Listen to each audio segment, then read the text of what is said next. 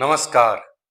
आपने देखना शुरू कर दिया है प्राइम बिहार और आज हम बात करेंगे बिहार में रोजगार और पलायन की सबसे ज्यादा बात करने वाले जन सुराज के जनक रचयिता प्रशांत किशोर के बारे में।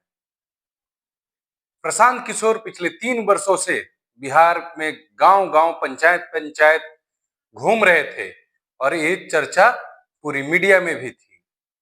प्रशांत किशोर ने उस 3 साल घूमने के बाद जन सुराज नामक एक पार्टी बनाई।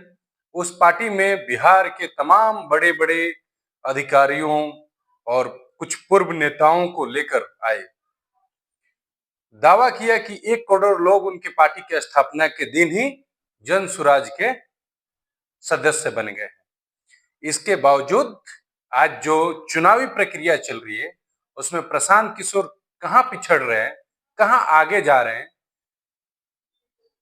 जो अर्श और फर्श वाली बात प्रशांत किशोर सभी मीडिया सलाहकारों से, सभी मीडिया के पत्रकारों से कह रहे हैं, उसमें वो कहां खड़े हो रहे हैं, इसका आकलन करने के लिए हम और आप बहुत छोटे होंगे, क्योंकि जिस तरीके का आकलन वो खुद कर चुके हैं उनमें एक अलग ही आत्मविश्वास है।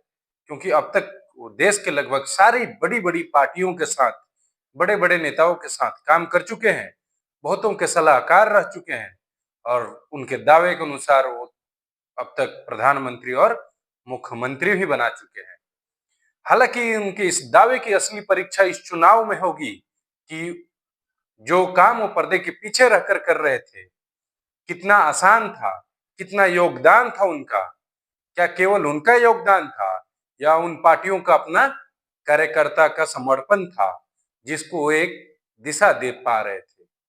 जब वो खुद चुनावी प्रक्रिया में उतर गए हैं और आज पूरे बिहार में चुनाव लड़ रहे हैं, अब तक आपने देखा होगा उनके बहुत सारे उम्मीदवार नामांकन वापस ले लिए या चुनाव लड़ने से मना कर दिए। कई जगहों पे ऐसा भी हुआ कि उन्होंने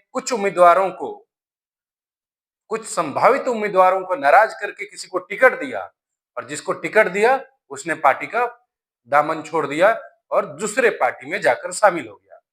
तो ये तमाम चीजें जो है कहीं ना कहीं आपके जो स्ट्रेटजिक वाली छवि है उस पर कुछ प्रश्न चिन्ह खड़ा कर रही है कि क्या आप अपने सही उम्मीदवार चुन पाए, क्या आप लोगों को पहचान पाए जिसका आप दावा करते रहे हैं कि आप की सबसे बड़ी काबिलियत यही है